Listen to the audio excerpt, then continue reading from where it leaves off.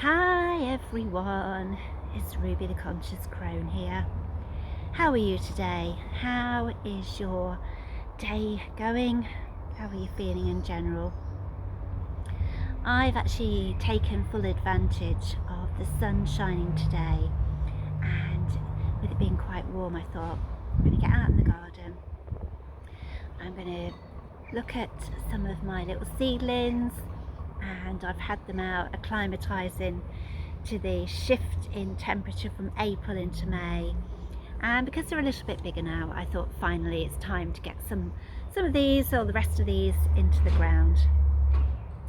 So I've been digging holes and I've been putting beetroot and cabbage and cauliflower and leeks and what else have I put in the ground? Oh, just whatever. Whatever's been hanging around in the greenhouse or the cold frame raised bed for the last few weeks.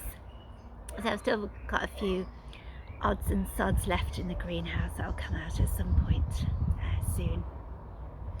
I've also been I've just finished listening to my soul doula training, so I think I'm on about week 6, so I've probably got about another 5 modules to go.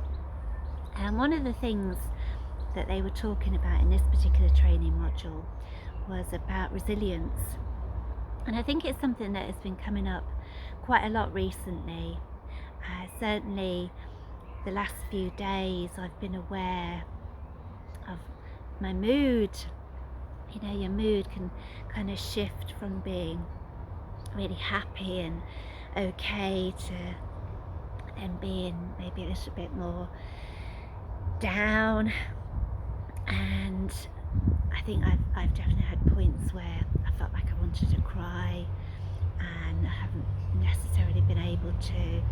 So I think today I've just had this overwhelming sense of sadness. I'm not sure whether it's completely my sadness or whether it's like sadness that's buried in my DNA, so whether my ancestors' sadness is coming forward, coming up to be recognised and, you know, honoured. I think when I look at the world, I see a lot of repeating patterns, and I think there's some sadness there as well. So when I kind of feel into the world that I would like to see, how I would like to see it be changing to be a more fair place, a place where people are seen and recognised, and that we're all on the same level, you know, that there's that understanding. It brings me back to that resilience, and really the emotional resilience. Like, how are people regulating themselves? We hear that suicide is on the increase. We hear that mental health is failing, that people are not in good places. We see the continued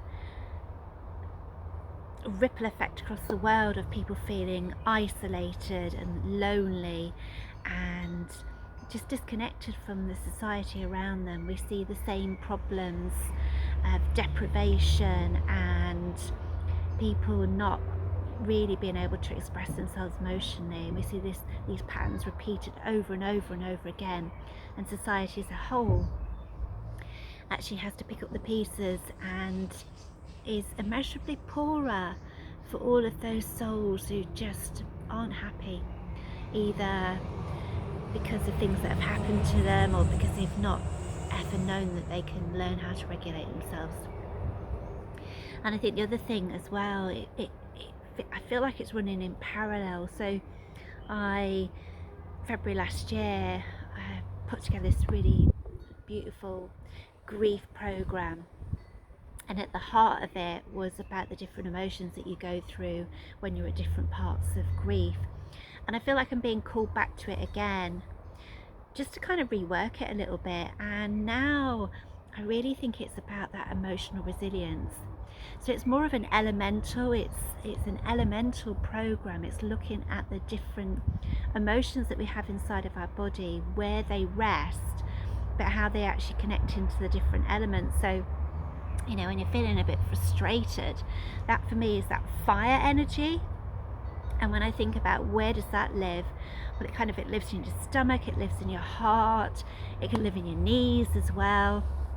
And how often do we get into conversations with people who maybe really struggle to, you know, maybe they're people pleasers and they're always saying yes, and you can just see they don't want to say yes, but they don't know how to not say yes. They're not comfortable with expressing their boundaries, so they keep swallowing that down. And they've got the IBS, and they've got the dodgy knees, and they're constantly having problems, you know, pains in their chest and that sort of thing. It's all connected. It's all connected. So this elemental way of looking at it is recognizing the emotions, recognizing the element that they are connected to, looking at ways to bring sound in to actually enable your body to release that which is built up, but also to open you up on a frequency level to actually learn how to be more emotionally resilient. Because the more you learn that, then actually the less you find yourself in those situations behaving in ways that don't make you feel comfortable. And that's just one example. That's just frustration. I mean, gosh, that can be on a sliding scale from frustration right to full on fury, vengeance, you know, however you want to actually look at it. So there's lots and lots of emotions there. And I think what I'm looking for people who might be interested in going on that journey with me, being like, I suppose, case studies,